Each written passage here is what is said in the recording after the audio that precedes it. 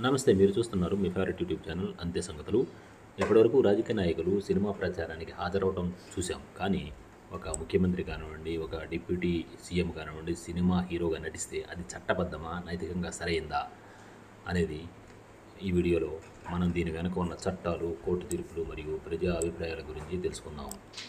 ఇకపోతే సీఎం పాత్ర సేవా సంబంధించినదా లేకపోతే సినీ నటన అని చూస్తే భారత రాజ్యాంగం ప్రకారము సీఎం అనేది ఒక అత్యున్నతమైన ప్రజా పదవి. ఇక్కడ సీఎం కానివ్వండి, డిప్యూటీ సీఎం కానివ్వండి, ఏదైనా సరే ఆర్టికల్ 164 ప్రకారము సీఎం కానివ్వండి, డిప్యూటీ సీఎం కానివ్వండి ఒక రాష్ట్రాన్ని పరిపాలించేవాళ్ళు. ఆయన పని ఏంటంటే ప్రజల సంక్షేమం. అయితే సినిమాల్లో నటిస్తే అది వారి సేవా బాధ్యతలను తప్పుదో పట్టించే అవకాశం ఉంటుంది. ఈ విషయాన్ని నేరుగా అయితే ఆ రాజ్యాంగం ప్రకారం అయితే నిషేధం అయితే లేదు, అంటే చట్టం స్పష్టంగా నటించకూడదు అని అనటం లేదు. కానీ సమస్య అయితే ఇది నైతికత, బాధ్యత మరియు పదవికి గౌరవం గురించిన అంశంగా అయితే ఉంటుంది. చట్టం ఏం చెబుతుంది? ఏదైనా వ్యక్తి సినిమాలు నటించవచ్చు. అది ఆర్టికల్ నంబర్ 19(1)(g) ప్రకారము ప్రతి పౌరుడికి కూడా హక్కు ఉంటుంది. కానీ ముఖ్యమంత్రిగా కానీ, డిప్యూటీ సీఎంగా ఉన్నవారు కానీ చేస్తే కొన్ని సమస్యలు వస్తాయి.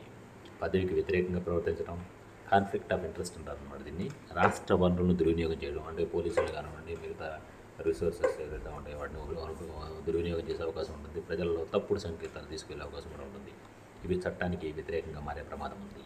ముఖ్యంగా ప్రజాధనాన్ని వాడితే లేదా పదవికి సంబంధించి పదవిని వాణిజ్యంగా వాడితే ప్రమాదంగా ఉండే అవకాశం ఉంటుంది. ఉదాహరణకు ప్రభుత్వ సెక్యూరిటీ, ప్రభుత్వ కార్యాలయాలు షూటింగ్ వాడితే అది ప్రివెన్షన్ ఆఫ్ కరప్షన్ యాక్ట్ కింద కూడా బుక్ అయ్యే అవకాశం ఉంటుంది. ఇకపోతే కోర్టు తీర్పులు ఏం చెబుతున్నాయంటే దీనికి సంబంధించిన విలక్షణమైన తీర్పుల ద్వారా కోర్టులు ప్రభుత్వ పదవుల ప్రవర్తనపై కొన్ని మార్గదర్శకాలు అయితే ఇచ్చాయి. రాజారాం పాల్ వర్సెస్ లోక్సభ స్పీకర్ సంబంధించి ప్రజాప్రతినిధులు నైతికత పాటించాలి అని చెప్పి చూపించారు. తర్వాత SR Bommai versus Union of India 1994 ప్రజా పదవిలో ఉన్నవారు రాజ్యానికి విధేయతతో వ్యవహరించాలి అని చెప్పి తీర్పు అనేది ఉంది. తర్వాత Vineet Narayan versus Union of India 1998లో పదవిలో ఉండేవారు పదవిలో ఇంటిగ్రిటీని కాపాడాలని, నిష్పక్షపాతంగా ఉండాలని చెప్పి తెలుపుతుంది. ఇక చెప్పేది ఏంటంటే ముఖ్యమంత్రి కానివ్వండి, డిప్యూటీ సీఎం కానివ్వండి ఒక సినిమా నటుగా వ్యవహరించడం నైతికంగా అంత మంచిది కాదు.